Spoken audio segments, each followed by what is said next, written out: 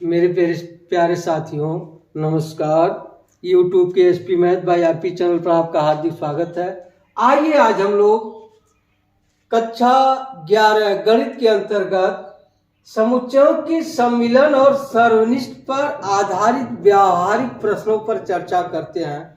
जैसा कि हम लोग जानते हैं, विद्यालय में बच्चे हैं, कुछ बच्चे क्रिकेट खेलना पसंद करते हैं, कुछ बच्चे फुटबॉल खेलना पसंद करते हैं, कुछ बच्चे दोनों खेलना पसंद करते हैं। तो इनकी गणना हम कैसे करेंगे, इसका प्रयोग हम इस समुच्चय से करके हल करना सीखते हैं। इसी तरह के अनेक उदाहरण हैं। जैसे हम हॉस्टल में रहते हैं, कुछ बच्चे रोटी सब्जी पसंद करते हैं, कुछ बच्चे दाल चावल पसंद करते हैं, लेकिन कुछ बच्चे दोनों पसंद करते हैं। इनकी गणना हम कैसे करते हैं, आइए एक उदाहरण द्वारा समझते हैं। मान लीजिए कोई समुच्चय ए है, इसमें अवयव है 1 2 3, और दूसरा समुच्चय बी है जिसमें अवयव है 2 3 4 5। दो समुच्चय दिया है। अब निकाल ले A union B. A union B यानी ए और बी का सम्मिलन समुच्चय क्या हो जाएगा? 1 2 3, 1 2 3, ये हो गया पहला। दूसरा है 2 3 लिखा जा चुका है, 4 5। अब निकाल ले ए इंटरसेक्शन बी, यानी दोनों में उभयनिष्ठ कौन कौन अवयव हैं। देखिए कौन है, 2 इसमें है, 2 इसमें है, 2 3 इसमें है, 3 इसमें है, और कोई अवयव उभयनिष्ठ नहीं है। अब जरा इनकी संख्या गिन ले। अब ए में कितने अवयव हैं इसे लिखते हैं यान ए। ए में कितने अवयव हैं? देखिए 1 2 3 अवयव हैं। और बी में कितने अवयव हैं? यान बी, इसमें कितने अवयव हैं? 1 2 3 4 अवयव हैं। और ए यूनियन बी में कितने अवयव हैं इसे लिखते हैं ए यूनियन बी। यान ए यूनियन बी कितने अवयव हैं? 1 2 3 4 5 अवयव हैं। अब निकाल ले यान ए इंटरसेक्शन बी, इसमें कितने अवयव हैं? 1 2 अवयव हैं। देखिए कुछ संख्याएं मिल गई, 1 2 3 4, 4 संख्याएं मिल गई। इसमें है 3 4 5 और 2। सबसे बड़ी संख्या कौन है? देखिए 5 है। इसे हम लिख सकते हैं 5 बराबर क्या? 4, ठीक है। या लिख सकते हैं 3 धन 4 और ऋण 2। देखिए ये बराबर हो गया। 5 बराबर 3 धन 4 ऋण 2। अब 5 क्या है? यान ए यूनियन बी। यान ए यूनियन बी बराबर 3 क्या है? यन ए, और 4 क्या है? यन बी प्लस यन बी, और 2 क्या है? यन ए इंटरसेक्शन बी। यही देखिए सूत्र, इसी की सहायता से 1 2 3 4, अगर चारों में से कोई 3 मालूम रहेगा तो हम चौथा निकाल सकते हैं। यह देखिए सूत्र, इसी सूत्र की सहायता से निकालेंगे। हम चित्र की सहायता से, वेन डायग्राम की सहायता से भी ज्ञात करते हैं। इसी प्रकार अगर 3 समुच्चय है तो उसका सूत्र हो जाएगा A union B union C, यानी n A union B union C बराबर होगा n A plus n B plus n C minus n A intersection B minus n B intersection C minus n A intersection C plus n A intersection B intersection C. यही सूत्र है। इन्हीं की सहायता से हम प्रश्नों को हल करते हैं व्यावहारिक जीवन में। अब आइए कुछ उदाहरण लेकर इनका प्रयोग करना सीखते हैं। जैसे पहला उदाहरण है, यदि x और y दो ऐसे समुच्चय हैं कि x यूनियन b में 50 अवयव है। पहला सवाल है, कह रहा है x यूनियन b यानी कितने सदस्य हैं, यानी x यूनियन b बराबर 50। फिर x में 28 अवयव है, क्या, यान x बराबर 28। फिर क्या कर रहा है, y में 32 अवयव हैं, यान y बराबर 32। और पूछ क्या रहा है, x इंटरसेक्शन y में कितने अवयव हैं, यही पूछ रहा है। तो आप लिख देंगे, हम जानते हैं कि यान x यूनियन b बराबर होता है यान x प्लस यान y माइनस यान x इंटरसेक्शन y। अब इसी में मान रख दें, यान x यूनियन b बराबर क्या है, 50 बराबर यान x बराबर कितना है, 28 धन यान y कितना है, 32 ऋण यान x इंटरसेक्शन y। अब किया जाएगा इधर, तो हो जाएगा यान x इंटरसेक्शन y बराबर 8 2 10 3 2 5 1 6 माइनस 50 बराबर आ गया कितना, 10। यही उत्तर हो गया। क्या पूछा है, x इंटरसेक्शन y में कुल 10 अवयव है। ये उत्तर हो गया, x इंटरसेक्शन y में कुल 10 अवयव हैं। आइए इसे वेन डायग्राम से समझते हैं। क्या कह रहा है, मान लीजिए दो अवयव है, इस तरह से दो समुच्चय है, यह x है या y है। अब क्या दिया है, x यूनियन b, अब दोनों में मिलाकर 50 दिया है, यन x इसमें दिया है 28 और यन y इसमें दिया है 32। ठीक, इसमें क्या दिया है, 32 पूरे में, और इसमें दिया है 28। अगर मान लीजिए यह x है, यानी यान x इंटरसेक्शन y यह बराबर क्या है, x है। तब आप इस तरह से लगा सकते हैं।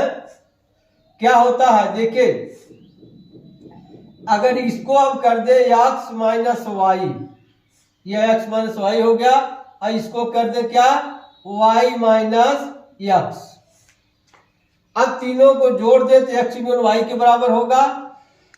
देखिए x माइनस वाई धन x धन y माइनस x बराबर क्या आ जाएगा, x यूनियन y के। या इस तरह से लगाइए। अब देखिए x माइनस वाई कितने को होगा, x माइनस वाई कितने के होगा, हम जानते हैं x माइनस वाई में अगर x में से y घटाना है तो x में से y के जितने अवयव घटा देते हैं, तो 28 में से x निकल जाएगा, हो जाएगा 28 माइनस x होगा, यह 28 माइनस x, और 32 में से x निकल जाएगा, यह हो जाएगा 32 माइनस x। अब इन तीनों को जोड़कर 50 कर दीजिए, कितना है, 50 है ना। अब यह हो जाएगा 28 minus x plus 32 minus x बराबर 50। देखिए इससे ही कट गया, यह हो गया 60 माइनस x बराबर 50। अब यह जाएगा उधर, या आ जाएगा इधर, x बराबर आ जाएगा 10। चाहे आप इस तरह समझ लीजिए, चाहे इस तरह से लगाइए, जैसे आपकी इच्छा हो। अब आइए दूसरा उदाहरण देखते हैं। दूसरा है एक विद्यालय में 20 अध्यापक हैं जो गणित या भौतिकी पढ़ाते हैं। इनमें से 12 गणित पढ़ाते हैं और 4 भौतिकी और गणित दोनों पढ़ाते हैं। कितने अध्यापक भौतिकी पढ़ाते हैं? तो पहला काम किया जाए कि मान लिया जाए कि गणित पढ़ाने वाले अध्यापकों का समुच्चय क्या? गणित पढ़ाने वाले अध्यापकों का समुच्चय बराबर ए मान लीजिए या यम मान लीजिए मैथ से यम, और भौतिकी पढ़ाने वाले अध्यापकों का समुच्चय बराबर पी मान लीजिए। अब देखिए क्या क्या दिया है। यम यूनियन पी, यम यूनियन पी बराबर दिया है 20। और क्या दिया है? जो गणित या भौतिकी पढ़ाते हैं इनमें से 12 गणित पढ़ाते हैं, यानी यम बराबर है 12।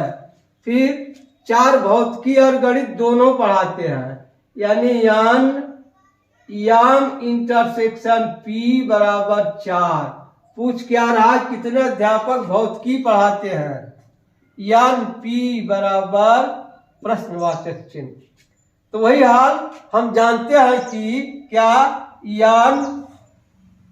यम यूनियन पी बराबर यम प्लस पी माइनस यम इंटरसेक्शन पी। मान रख दे यम यूनियन पी में कितने अवयव है? 20 बराबर गणित में कितने हैं? 12। धन यह पूछ रहा है यन पी माइनस कितने हैं? यम इंटरसेक्शन पी। यहाँ 4 है, यहाँ कितना हो जाएगा? 4। अब 12 में से 4 निकल गया, कितना बचेगा? 8। यहाँ हो जाएगा 20 माइनस 8 बराबर यन पी, यानी यन पी बराबर क्या आ गया? 20 में से 8 घट जाएगा, क्या आ जाएगा? 12। यही उत्तर हो गया कि भौतिकी पढ़ाने वाले अध्यापकों की संख्या क्या? भौतिकी पढ़ाने वाले अध्यापकों की संख्या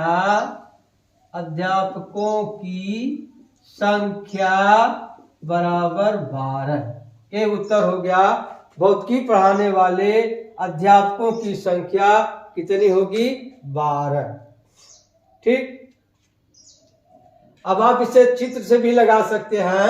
देखिए इस तरह से मान लीजिए यह गणित पढ़ाने वाले हैं और यह क्या है? भौतिकी पढ़ाने वाले हैं। क्या कह रहा है? भौतिकी पढ़ाने वालों का समुच्चय पी है। अब कुल मिला के 20 हैं। गणित पढ़ाने वाले कितने हैं? 12 हैं। इसमें देखिए 12 हैं और दोनों पढ़ाने वाले 4 हैं। अब देखिए 4 है 12 है, तो यह गणित पढ़ाने वाले 8 हो जाएंगे। 8 केवल गणित पढ़ाते हैं और 4 तो ऐसे हैं जो गणित और फिजिक्स दोनों पढ़ाते हैं, यानी गणित पढ़ाने वाले 12 हो गए। अब कुल कितनी संख्या? 20 है। कुल 20 है। ठीक। अब 8 4 12, अगर 20 में से 12 घटा देंगे तो बच जाएगा 8। लेकिन क्या पूछ रहा है?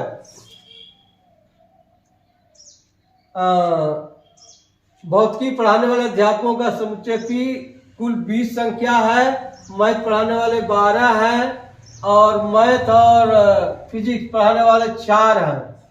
मैथ और फिजिक्स पढ़ाने वाले 4 हैं। अब देखिए कैसे लगेगा। और देखिए यह होगा P माइनस यम और यह होगा क्या यम माइनस P। ठीक, यम माइनस P बराबर कितना होगा 8। कितना होगा यम माइनस P यानी 12 में से 4 घट गया तो बच गया 8। और यह P यह पता नहीं है तो P माइनस यम यम में से 4 घटेगा तो क्या हो जाएगा यार P माइनस 4 होगा यार। अब इस तीनों को जोड़ देंगे तो कितना आना चाहिए 20 आना चाहिए। तो ये होगा 20 बराबर 8 धन 4 और 8 धन 4 धन P ऋण 4। 8 8 16 में से 4 निकल गया 12 जाकर इधर घट जाएगा कितना आ जाएगा। केवल फिजिक्स पढ़ाने वाले कितने हो जाएंगे 8। लेकिन क्या पूछ रहा है कितने अध्यापक भौतिकी पढ़ाते हैं तो 8। देखिए यह भी 8 आ गया। P बराबर कितना हो गया 8 8 16 12 8 आ गया। अब P बराबर कितना हो जाएगा 8 यह है। देखिए P माइनस 4 बराबर 8 है तो P बराबर कितना हो जाएगा 12 लोग क्या पढ़ाते हैं गणित और फिजिक्स, या आप कह सकते हैं 12 लोग भौतिकी पढ़ाते हैं। इसमें दोनों 12 है।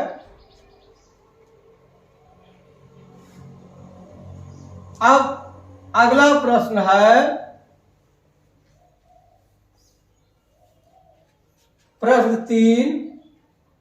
35 विद्यार्थियों की एक कक्षा में कितना 35 विद्यार्थियों की एक कक्षा में 24 क्रिकेट खेलना पसंद करते हैं, 16 फुटबॉल खेलना पसंद करते हैं। इसके अतिरिक्त प्रत्येक विद्यार्थी कम से कम एक खेल अवश्य खेलना पसंद करता है। कितने विद्यार्थी क्रिकेट और फुटबॉल दोनों खेलना पसंद करते हैं।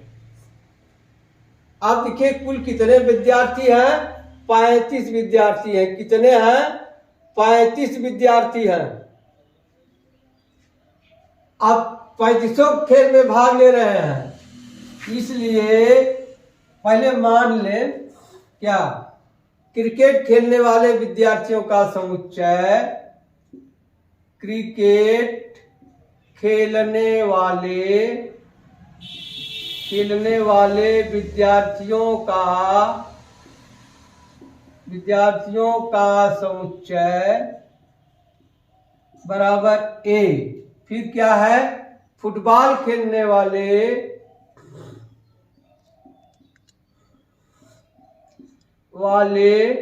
विद्यार्थियों का समुच्चय बराबर B। अब कुल 35 खिलाड़ी हैं, यानी हो जाएगा यान A यूनियन B बराबर 35। फिर क्या कर रहा है 24 क्रिकेट खेलना पसंद करते हैं तो हो जाएगा यान A बराबर 24। फिर क्या कर रहा है 16 फुटबॉल खेलना पसंद करते हैं, यान B बराबर 16।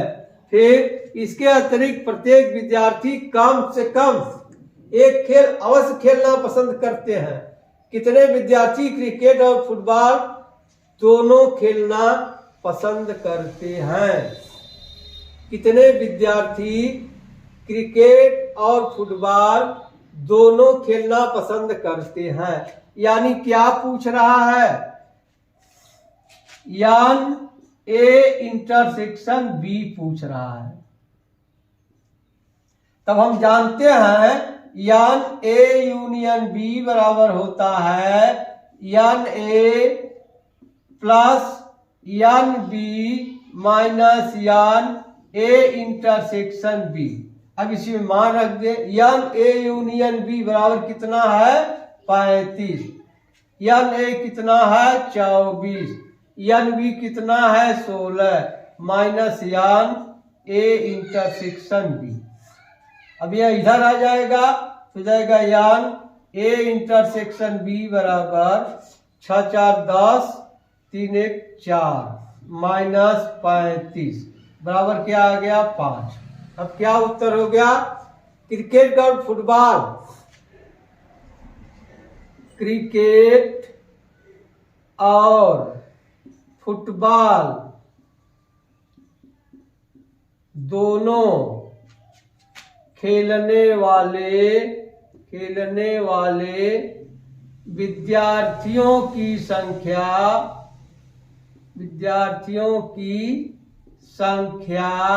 बराबर 5। ये होगा उत्तर। क्रिकेट और फुटबॉल दोनों खेलने वाले विद्यार्थियों की संख्या क्या होगी? 5 होगी। अब आइए प्रश्न 4 देखते हैं। प्रश्न 4 है, किसी स्कूल के 400 विद्यार्थियों के सर्वेक्षण में 100 विद्यार्थी सेब का रस, 150 विद्यार्थी संतरे का रस और 75 विद्यार्थी सेब तथा संतरे दोनों का रस पीने वाले पाए जाते हैं। ज्ञात कीजिए कितने विद्यार्थी न तो सेब का रस पीते हैं और न संतरे का ही रस पीते हैं। अब देखिए 400 विद्यार्थी है कुल, तो मान लिया जाए कि सेब का रस पसंद करने वाले, चौथा है माना सेब का रस पसंद करने वाले विद्यार्थियों का समुच्चय बराबर ए और संतरे का रस पसंद करने वाले विद्यार्थियों का समुच्चय बराबर बी। अब देखिए किसी स्कूल के 400 विद्यार्थी सब इसमें रस नहीं पी रहे हैं, इसलिए यह ए यूनियन बी नहीं होगा, यह होगा एन यू। क्या? एन यू माने सब पूरा समुच्चय है 400 लोग हैं, समष्टि समुच्चय है। अब सब विद्यार्थी सेब का रस, सेब क्या माने हैं? ए, यहाँ हो जाएगा यान ए बराबर 100। फिर 150 विद्यार्थी संतरे का, यान बी बराबर 150। ठीक। और 75 विद्यार्थी सेब तथा संतरे दोनों का, यानी कि यान ए इंटरसेक्शन बी बराबर 75। पसंद करने वाले पाए। ज्ञात कीजिए कितने विद्यार्थी न तो सेब का रस पीते हैं और न ही संतरे का रस। अब देखिए क्या माने हैं। मान लिया सेब का रस पसंद करने वाले विद्यार्थियों का समुच्चय ए है, तब अगर ले लिया जाए कि सेब का रस न पसंद करने वाले विद्यार्थियों का समुच्चय क्या हो जाएगा? पूरक समुच्चय। क्या होगा? पूरक समुच्चय। तो हो जाएगा यहाँ सेब का रस न पसंद करने वाले विद्यार्थियों का समुच्चय बराबर हो जाएगा ए डैश। ए में से ए डैश निकाल लेंगे। फिर संतरे का रस न पसंद करने वाले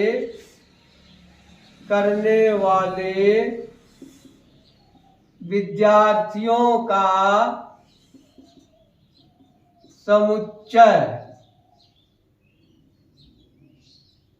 समुच्चय बराबर हो जाएगा बी डैश।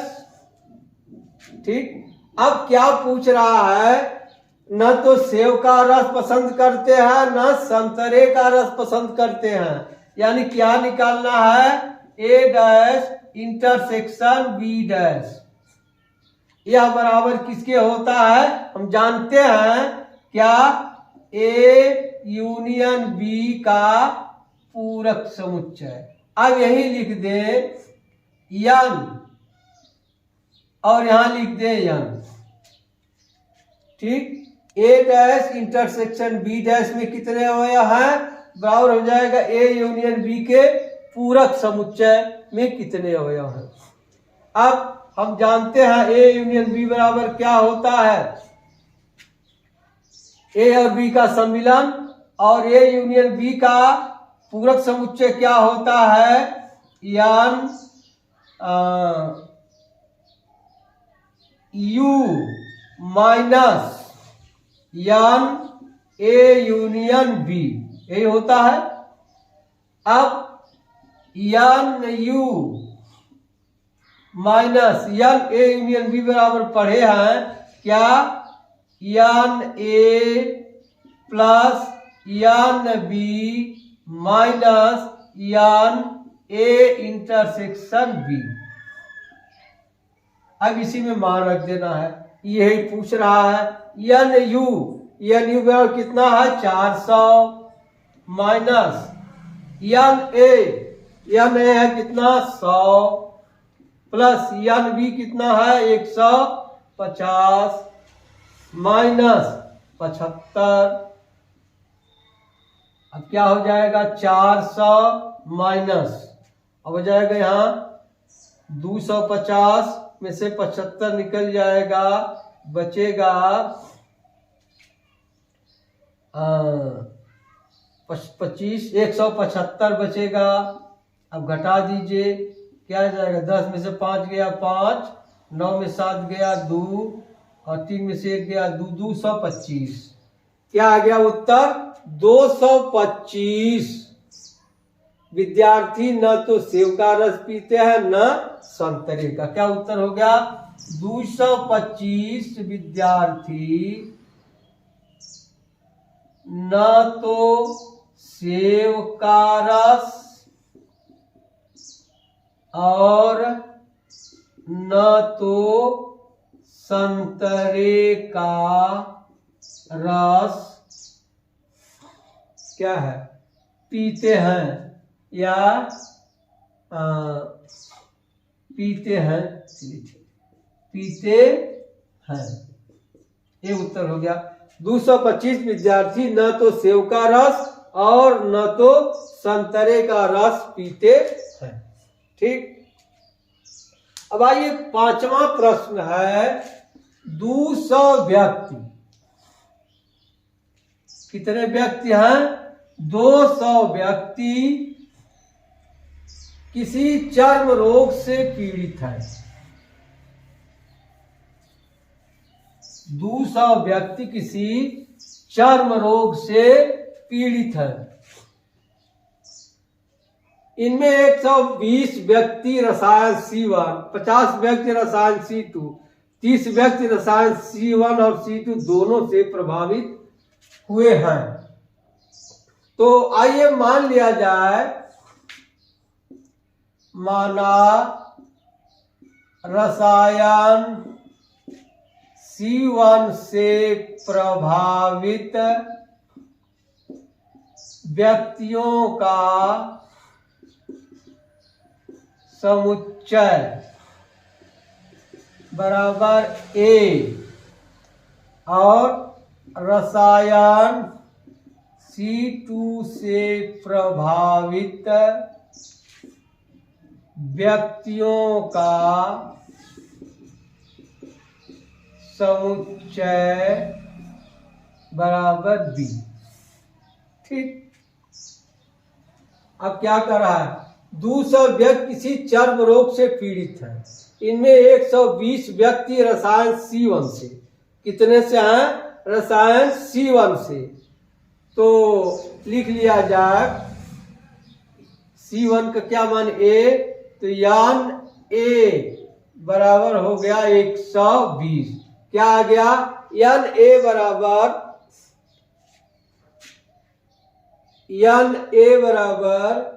120। ठीक। और क्या है? 50 व्यक्त रसायन C2 से एन बी बराबर 50 और 30 व्यक्त रसायन C1 और C2 दोनों से प्रभावित है। एन ए इंटरसेक्शन बी बराबर कितने से प्रभावित है? 30 व्यक्त C1 C दोनों से प्रभावित है। 30 यह हो गया। अब रसायन C1 किंतु रसायन C2 से नहीं। आइए चित्र से देख लेते हैं। देखिए इस तरह से यह A है, यह B है। अब देखिए C1 से कितने प्रभावित हैं? 120 व्यक्ति हैं और इससे कितने हैं? 50 है और ये कितने हैं? 30 है। ठीक। अब आप देखिए पूछ रहा केवल रसायन C1 से, तो यह हो जाएगा A minus B. A minus B बराबर क्या होगा? 120 में से 30 घट जाए, क्या आ जाएगा? 120 माइनस 30, या क्या आ गया? 90। केवल C1 से प्रभावित 90 हो गए। ठीक। अब इसमें आइए, इसमें देखिए अब कुल है 50। अब 50 में से 30 घटा देंगे, यानी क्या हो जाएगा? B माइनस ए, यानी 50 माइनस 30 बराबर क्या आ जाएगा? 20। 90 व्यक्ति केवल रसायन C1 से प्रभावित है, 20 व्यक्ति केवल रसायन C2 से प्रभावित है और रसायन C1 और C2 दोनों से क्या कर रहा है? रसायन C1 अथवा C2 से प्रभावित हुए कुल व्यक्ति कितने हैं?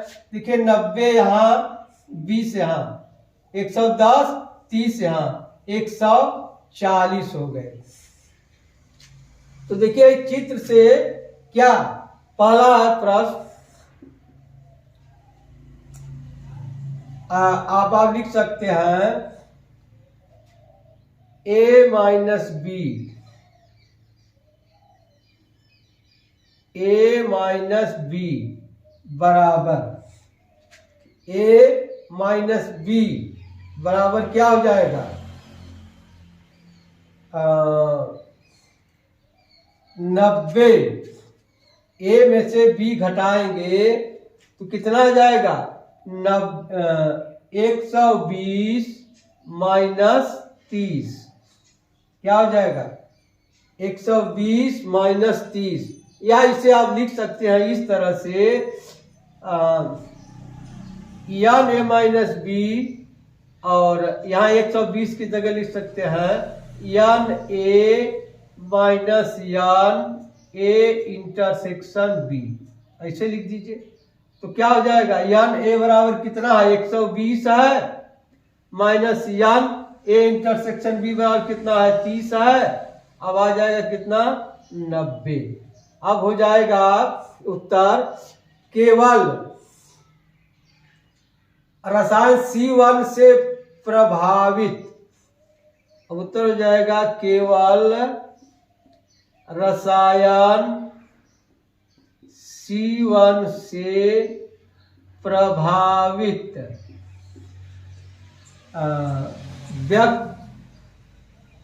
व्यक्तियों की संख्या बराबर 90। इसी तरह से दूसरा है केवल B2 से, तो B माइनस ए, यहां भी लिख दे यान B माइनस ए बराबर हो जाएगा यान B माइनस यान ए इंटरसेक्शन B। ठीक।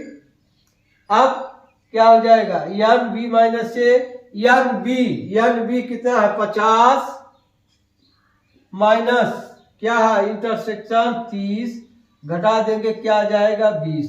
अब हो जाएगा केवल रसायन C2 से, केवल रसायन C2 से प्रभावित व्यक्तियों की संख्या बराबर 20। अब तीसरा पूछ रहा है तीनों से प्रभावित व्यक्तियों की कुल संख्या, यानी रसायन C1 से और रसायन C2 दोनों से प्रभावित। तो हम जानते हैं क्या, एन ए यूनियन बी बराबर n A plus n B minus n A intersection B. आप इसी तरह लिख सकते हैं 90, 30 और 20 जोड़ दीजिए, 90 केवल C1 से, 30 दोनों से और 20 केवल C2 से, या इससे लगा लीजिए। एन ए बराबर कितना है 120, एन बी कितना है 50 और ये कितना है 30। अब जोड़ देंगे क्या आ जाएगा, इसमें से घट जाएगा, आ जाएगा 140। अब क्या उत्तर होगा, C1 अथवा C2 से प्रभावित रसायन C1 अथवा C2 से प्रभावित व्यक्तियों की संख्या बराबर 140। व्यक्तियों की संख्या कितनी होगी, 140 होगी। ठीक, व्यक्तियों की संख्या क्या होगी 140। ठीक, अब आप लगाइएगा। अब मिलते हैं अगली वीडियो में, तब तक के लिए धन्यवाद। जय हिंद, जय भारत।